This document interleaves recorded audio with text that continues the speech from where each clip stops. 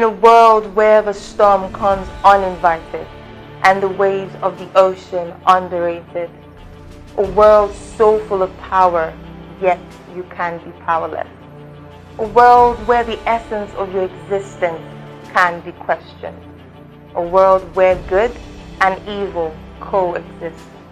A world where the life that you were given isn't by your choice. A world where you have to be strong even in the midst of weakness. A world full of unseen wars and warriors, yet you stood out, you survived, you fought and you won. Because you are resolute, you are unafraid, you are fearless, and of course you are undaunted.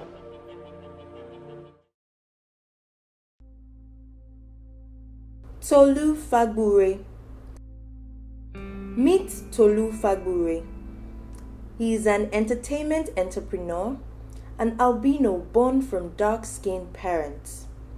Tolu shares his experience growing up as an albino and not really understanding why he was being treated differently by other people, especially his peers.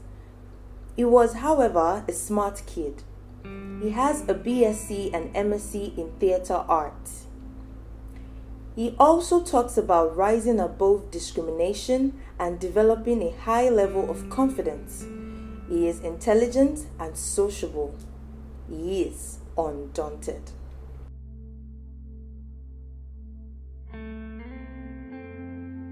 My name is Tolu Fagbure. I'm an indigene of Ibadan. My mom is from Ilesha. I am what I call an entertainment entrepreneur and consultant. And it's taken me time to evolve like that. I've evolved from calling myself a producer, a director, to a theater and media artist. And then I discovered that, okay, I'm more than that. I'm a business person. So I'm an entertainment entrepreneur and consultant. I produce, I direct, I write, I act, I do capacity building, training, I do corporate solution finding, I do MC, I do voiceover artistry. I've been on radio, I'm a broadcast content provider, conceptualizer, so many things. Well, the firstborn out of 3 children, and I've been, well, my identity, my person is extrovertial. I'm an extrovertial person, I'm an extrovert. I cannot stay where there is no crowd. Now, that doesn't therefore mean that I will stay where there is a lot of crowd. I don't like a lot of crowd, but then what I meant is that I don't like staying alone. You know, that's been the way I was wired, you know, and I think that's what actually prepared me for the kind of career that I decided to take. I'm a quintessential Ibadan person. I'm a Yoruba man, and I'm someone who believes that I'm not going to speak English wherever I can speak Yoruba, and I'm a stickler for procedures. Okay, when there are procedures to be followed, I am a stickler for procedures. Now, I don't know whether I got that from my father, who, I don't like to say worse, because he resigned from being an accountant, but who I like to say who is an accountant. And this is it. You know, I grew up in a kind of family where when you write a list of things that you need, and you now wrote pencil, 100 naira. I now all of a sudden discover that, oh no, let me add 50 naira so I can add 50. You now go and take the 0 in the middle. I now turn it to 5. Okay, so my father will ask you, why did you turn the 0 to 5? And I will tell him, okay, I just remember that it was 150 now. I had mistakenly written 100 naira. And my father will tell me that, no, it's not true. If the pencil was 150, you wouldn't have written 100 naira in the first place. You'd have written 150. And besides, now that you now remember that it was 150, you couldn't take the pain to take a fresh sheet of paper and write it again. You now changed the middle. No. It will tell you that that is fraud. And later on, when I went to do OND accounting, because I have an OND accounting, before I went to do first degree in theater arts, and I also have a master's degree in theater arts, by the way. So I did OND accounting, and I discovered there is error of commission and error of omission, which is tantamount to fraud. If you're an accountant and your duty is to shut the door every day when you go home, if you forgot to shut the door, it is tantamount to fraud. That's the kind of place where I got my stickler to procedures from. And I'm the firstborn, like I said. I'm the first albino. There's another albino behind me, and then there is the last born, who is not an albino, who is a female. Funny enough, I was born 13th of July, 1 year, and 3 years later, my young brother was born on the 14th of July. So we're like twins who didn't wait for each other. And he's very tall, we look alike. And there was this problem of, okay, where is this guy from? When I was born, my dad is not an albino. My mom is not an albino. So nobody could trace the genealogy of albinism. So, well, it's normal. They call me a bastard, because I didn't look like my father from birth. Now, 3 years later, my younger brother came. And funny enough, from birth, he was an albino, yes, but from birth, from being a baby, he looked like my dad. So that shut everybody up. Okay, but now, until we began now to grow, the only difference between us and our father now is just skin color. When I stand here and my father stands, and my brother stands, you know, first of all, we are brothers, and then you know, oh, that's our father, you know. So that's been my background, and I came from a background of a staunch Christian background. Well, I wouldn't say I'm a very great Christian right now, but I came from a family, CSE family. Wow. I preached on the CSE pulpit. Wow. Like I really preached. I was in the choir. Oh dear, if I sing for you, you will fly away. I can't sing. I bet you've not seen an albino that has been singing before. This one can't sing. I can sing. I could do a lot of things, plenty of things. And I'm very stubborn. Well, let me say that before people start typing comments and say that, oh, I know this one is stubborn. Yes, I'm very stubborn. And I think I developed the stubborn traits. Now, I'm not saying that this goes to all albinos. A lot of people might have lived in environments that have not been hostile to them. But apart from my family, my father's house, I grew up in a society that reacted to albinos in two ways. Well, that reacted to me and my brother in two ways. One, hostility. Two, mockery. I'll give you a very vivid example. I'll never forget it. First of all was the fact, okay, let me give you everywhere we went, if we ventured and were bold enough to move around, there was this song. There are two songs, particularly, I feel real song, balu balloon tafio. I feel real song, balu balloon tafio. That was very annoying. That literally means that albino cannot see in the afternoon. He will always look, his vision is not always clear, blah, blah, blah, blah. I'm like, what's wrong with these people? I can see. I'm walking on the road. I didn't fall down. So what's the problem? And then the next one is Oyinbo Pepe. Oh, let me sing it as they used to sing it that time. It's Oyinbo Pepe, Shuku Shuku Pepe, you go yellow mommy. But then I grew up and I got to say it was Oyinbo Pepe. If you eat pepe, you go yellow more. What is the meaning of all this? I couldn't understand why I had to get that kind of attention. So it was very annoying, walking in the streets, okay? And seriously, I've not gotten over that thing, really. Now, sometimes when I walk about and children sing that song and they say, I feel Oyinbo, I'm like, I try to, but when it now gets a little bit pestering, I look at the child and I say, will you shut up now? Like, will you shut up right now? And that's when the parents will now come, hey, shut up, don't say that again. I said, oh, where were you when the child was doing that? And then I went to Loyola College, Ibadan. Oh, yes, I was very brilliant. Brilliant, yes. Modestly, I'd say that I had some intellectualism, so I wouldn't say I'm very intelligent. But I would say I had been modest. If I'm not going to be modest, I'll say, well, I'm quite intelligent too. So, well, Loyola College. I had a good time in Alafia Institute, Orogun, where I did my primary school.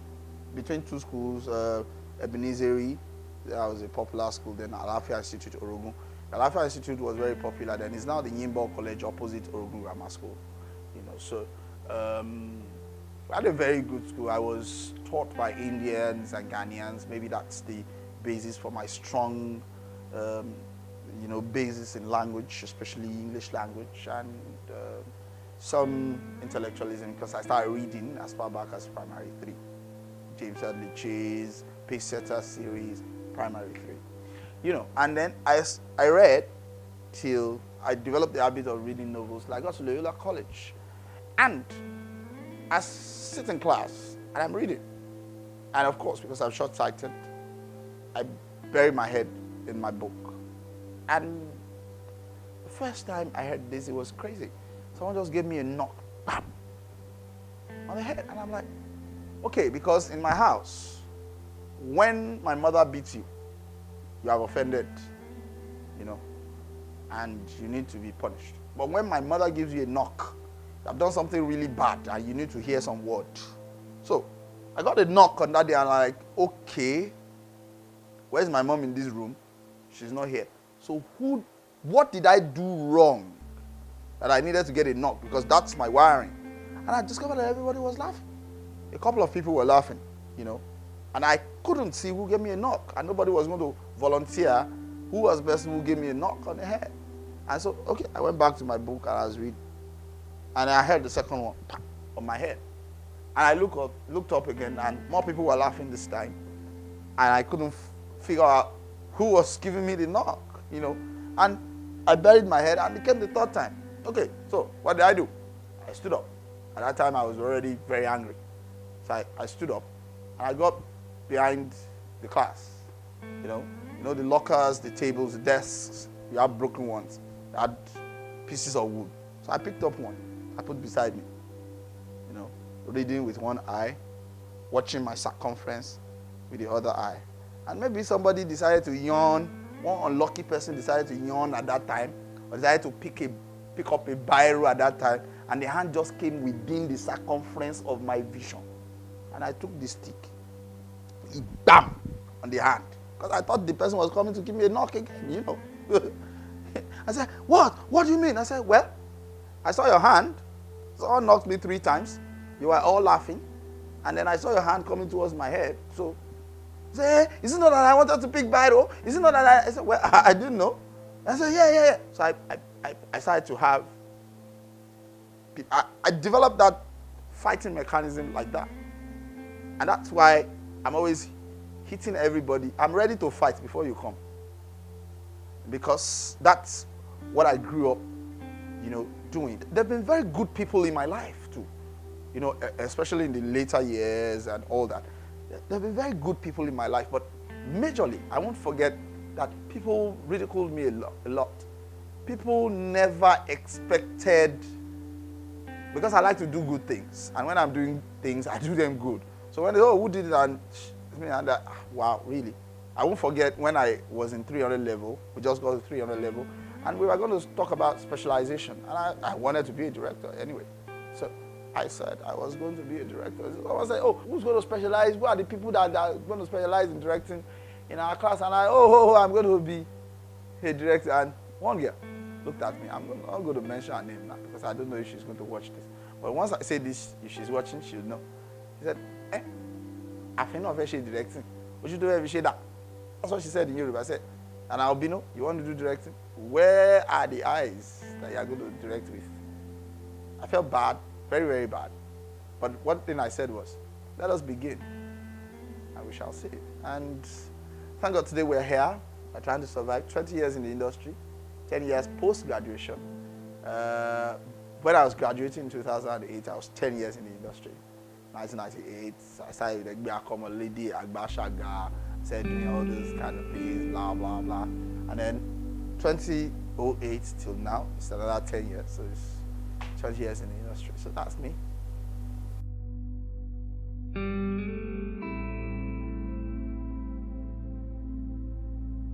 There's this day that I felt really bad. It was a downtime for me. And I think that's the point I ever got to my weakest point as an albino. You know, like 3 senior colleagues were born in October, Librans precisely. And we picked the last date to go out with the 3 of them, me and the 4 of them, and the 3 of them, making 4 of us to go. So we were waiting around one area where we were working, and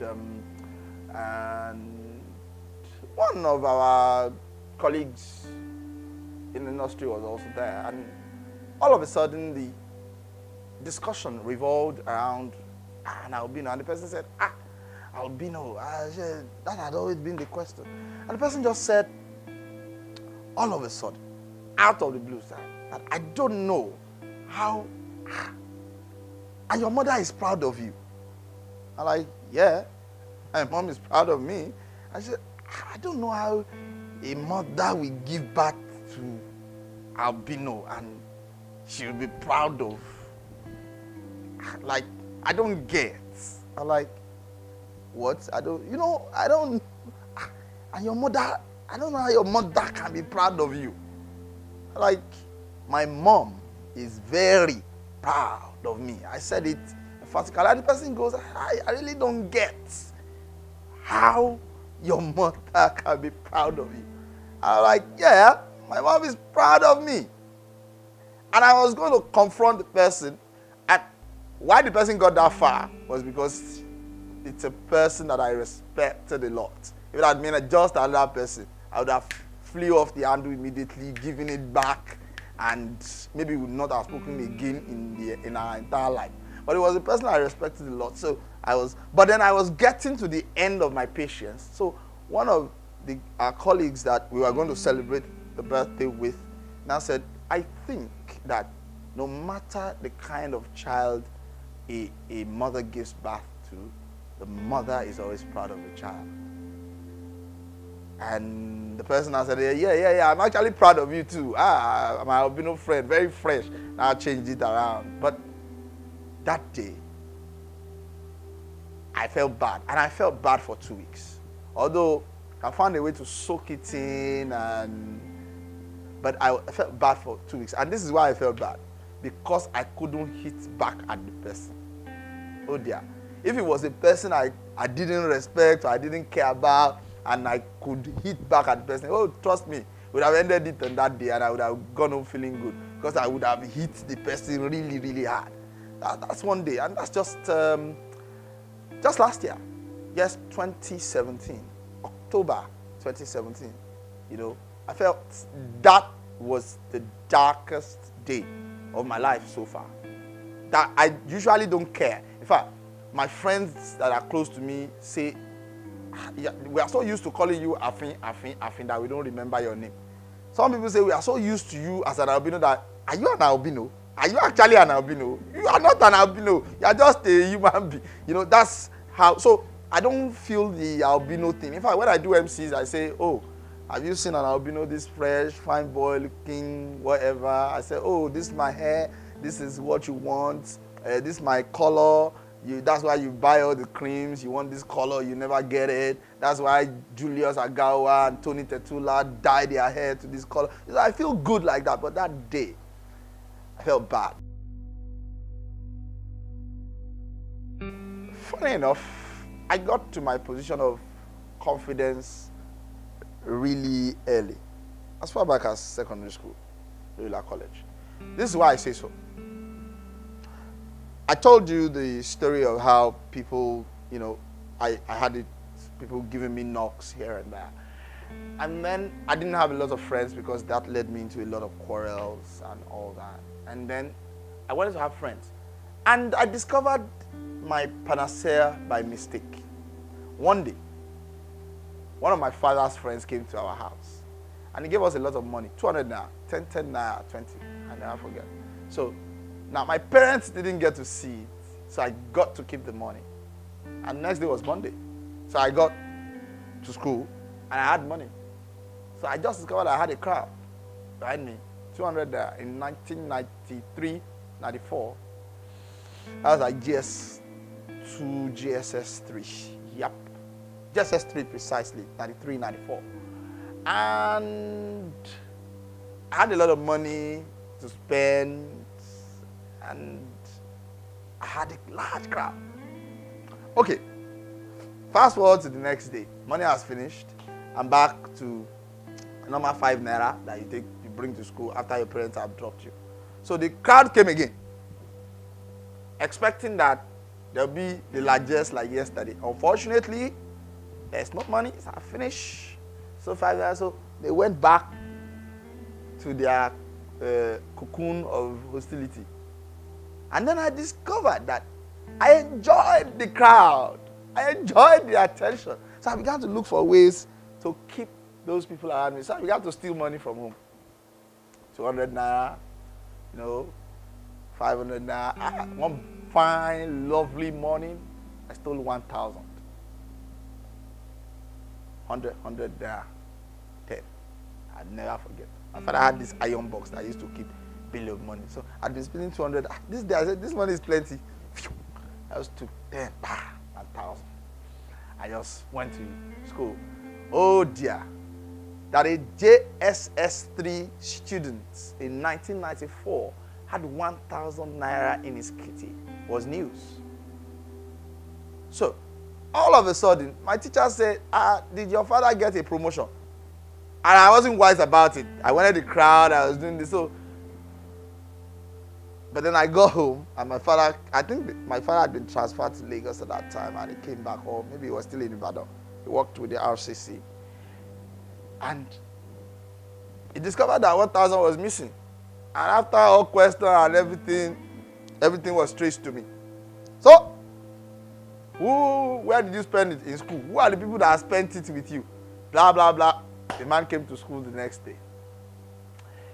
And so I began to name names. Now, before I started naming names, I didn't want to name names. I wanted to just say I spent it with my friends. But I discovered that when the teachers were now making mockery of me in front of the class, even the people that we spent the money together joined in the making fun of me. I said, no, you spent a part of it. I bought ice cream for you. I did this for you. I did this. This one even collected 100 naira. So, all of us served the punishment. Funny enough, the teachers couldn't beat me because of my skin. They beat those ones. Wow, in Trotec workshop. They beat them very, very well. And then me, I served punishment.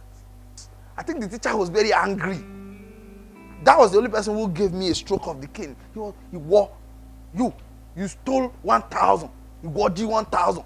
You stole 1,000. And one guy just said, 1K. 1K. What do 1K? 1K. 1,000. You stole 1K. Very angry. So that's how I got the name 1K. I had a lot of nicknames. African, European, 1K, Sekemba, Esa White, Afin. Before we got to Afin, really, I started calling myself Afin. And then now, because of the efficacy of corporateness, I call it TF, the acronyms of my name. But at that point, when I saw that, yes, I did this to please some people because I wanted friends. And then when trouble came, they could flip immediately. I just decided that, okay, I don't care. Whatever you think of me. In my subconscious as a young man at that time, I don't care. I don't give a hoot. I don't care. I will do whatever I want to do and just let the public go. And that has been my stand. And it's been a very conscious stand. When people go left, when I see a crowd going left, even if the left is right, I find a reason to go right. I just must stand out. In the days when I used to go to church, when I found my way to the church, even in this time when I still find my way to the church, I never sit at the back. Never. I sit in the next available front seat. Now they reserve all the street pastor, elder, all these things. The next available seat after that is where I'm sitting. And I'm not sitting in the middle. That middle seat where everybody will now be kicking you that they want to. But no, I sit in the edge I sit in a seat where I can stretch I sit in the best of seats. I take the best of. I want attention. That's why I can't go to one place and I'm just a member. No, it won't work. Even if I form, okay, I don't want to do anything for a while. Though. Someday I'll just speak up. Let's do it like this. Can we do it this way? That spirit cannot sit down in me. I can't sit. I will express myself. I will tell you that what is it that you want me to do? What is it that you want to do as a black person that I cannot do? I've had the best of girls. Yeah. I've dated the best of girls. I've dated the best of ladies. When it comes to the issue of settling down seriously, we usually come to some disagreements. The family will say, oh, you cannot marry an albino. You cannot do this. Part of the reasons why I'm not married yet. We've had that issue over and over again. I've had someone look me in the face and say, I'd rather. The person actually got pregnant for me. And I was saying, okay, finally, I think I'm going to get married. And she told me she was going to get rid of it. That it was better. She told her daddy and mommy that she was raped than to tell them that I was the one who impregnated her. Wow. That's another bad day in my life. Wow, wow, wow, wow, wow. You know, but dating, I've dated the best of girls. Who are you? Who is the girl? I will go and talk to the girl. Ooh, what money do you have? I will go there. I will talk. And that came, it's not only to girls, that comes with opportunity. There is nowhere I can't go. We went for one summit in Lagos, one creative summit, and the minister was there. And I'm a consultant on one program that we record in Ibadan here, a breakfast show. And we wanted to get the minister on the show. And my colleague was there, and he said, oh yeah, I think. I said, I'm going there. I asked the minister, hello, Minister for Information. Good afternoon, sir. My name is so. I produce so, and I'd like you to be on the program. And one of the oddly was agents or whatever they call them, aides, was saying maybe I should not come. I said, I want to talk to the minister. What happened? You know. And I spoke with him. And there was this other issue of when the governor just came in, the governor of Oyo State, His Excellency, Senator Abiola Ise Akajimabi, came into the studio while I was at Oluyole FM. I read news there for 1 year. And I won't tell you what I was doing on that day because he will hear. But I was on the laptop inside. I saw a lot of crowd outside in the outside studio. And I just saw the door burst open and oh, it was, lo and behold, it was the governor and the channel manager, head of station. And okay. I said, okay. The lady was trying to explain that this is what we do here. But because that digital studio was not working, the governor seemed to keep repeating that, oh, it therefore means if this digital studio is not working, if it's the analog studio that is working, that you people are not doing a lot here. That there's a young man that we met here. Does he work here? Say yes, he's a freelance artist. So he was playing game when we came in on the computer. And he said, where is he? He should come. And I wanted to go to the governor. And one of the policemen now wanted to push me. And I stayed. That time I was doing my master's. And I stayed and I looked at him. And I said, excuse me, could you leave my arm? And he said, the governor is calling me. I said, I heard. And I'm on my way there. He said, I go. I said, leave my arm first. That's the first thing you should do. He said, the governor is calling. I said, I can see him. He can see me. I'm going there. You leave my arm. He said, the governor is calling. I said, leave my arm first. That's the first thing you should do. And then I didn't move an inch. And the governor was waiting in front of me. Just a few seconds. And he was waiting for me. And the guy was saying, governor, I said, leave this arm first. I'm not moving if you don't leave my arm. And the policeman looked at me, look, left my arm. I said, thank you. Politely, I told him, thank you. And I moved, good morning, sir. I said, yes, you are playing game. I said, I wasn't playing game. Oh.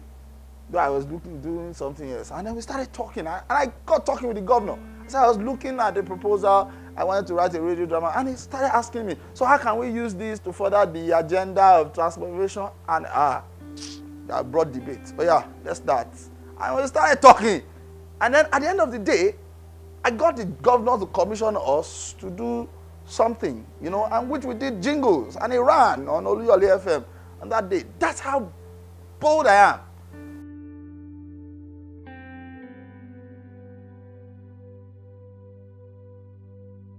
I dated a girl once who said, I asked her, stupid question that men ask when they are in romantic mood. I said, why exactly did you accept to date me? And she told me. I said, I'd always prayed to God for a man with an uncommon boldness. You are bold. You are so bold that one day I feel that people will just beat you and kill you. I'm that scared. But I like that boldness. That's me. I'm that bold.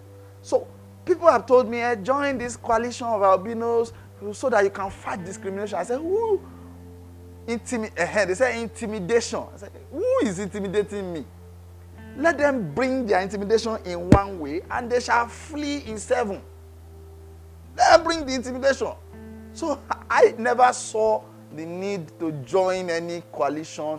But what I will just tell other people, I've always heard that people are victimized, intimidated. Discrimination, we cannot stop that.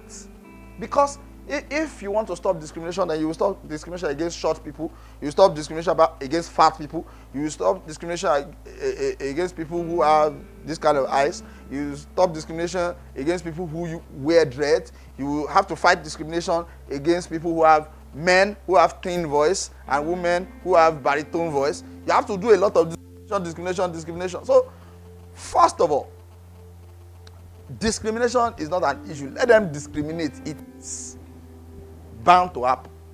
But the intimidation is the point where I don't get.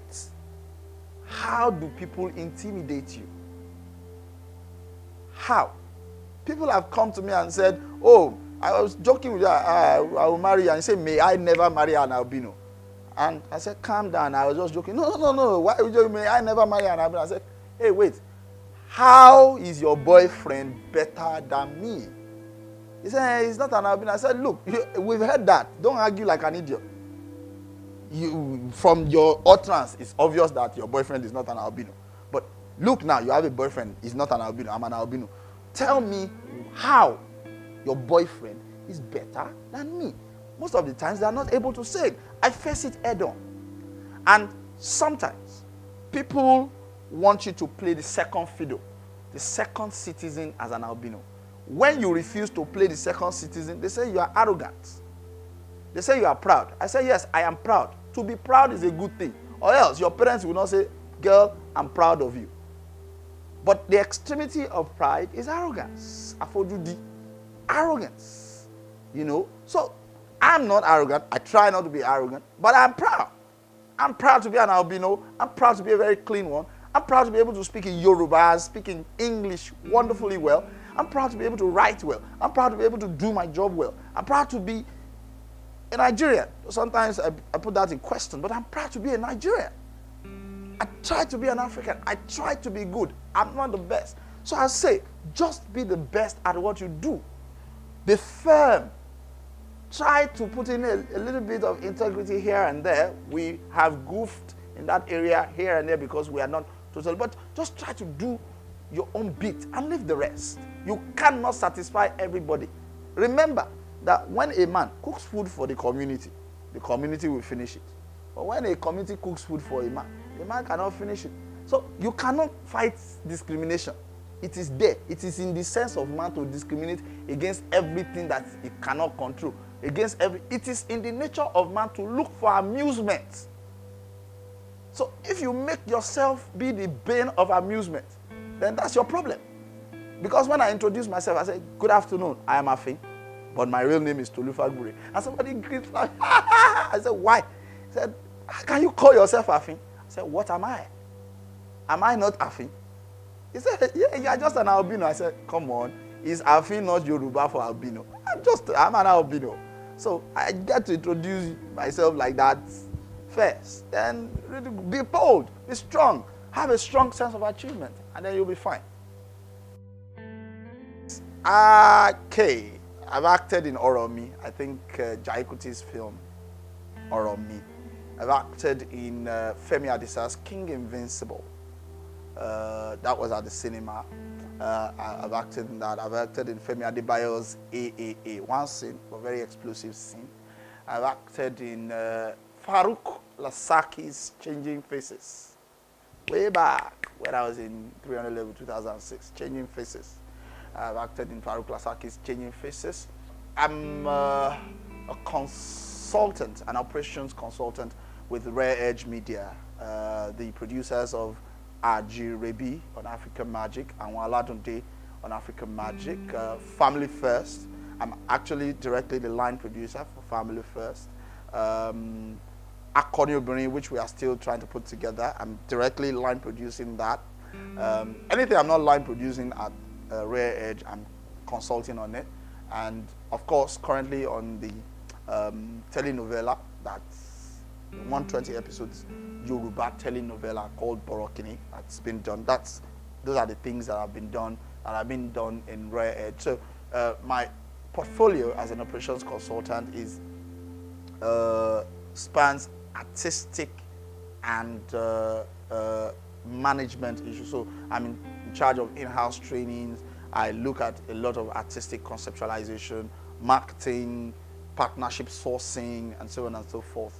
I run Media Act Pros, content provision and corporate solution finding organization, and I won the Afrinoli Ford Foundation partnership for a project called Cinema for Change. I won I pitched as a director, so I won one of the films in 2014. The film is called My Brother's Keeper, okay, and I shot it at that time. And now I have a film in town. It's called Inuogba.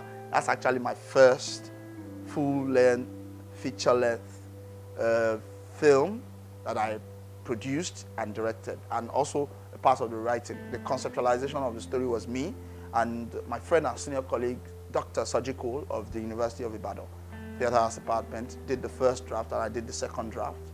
So I produced and directed under the auspices of Rare Edge Media and Media Act Pros. You know, it's a studio collaboration. So Inuogba is out, and that's a film that a lot of reviews have said that it brings back the nostalgia of mainframe productions. And when I heard that, the first person that said that, I thought maybe it was a mistake. Then the second person wrote it, and I thought it was still a mistake. I know, fourth, fifth, sixth people, and that's what they kept reviewing. And it's on YouTube. It's on Rari TV, youtube.com/Rari TV online. That's where you can find Inuogba. And I was shocked when people said, it brings back the nostalgia of mainframe productions films. And I'm like, okay, looks like we are trying to get something right. And I hope that God helps us further. Well, I guess that you all know, like I said, that my name is Tolu Fagbure. I am Afin, and I am undaunted.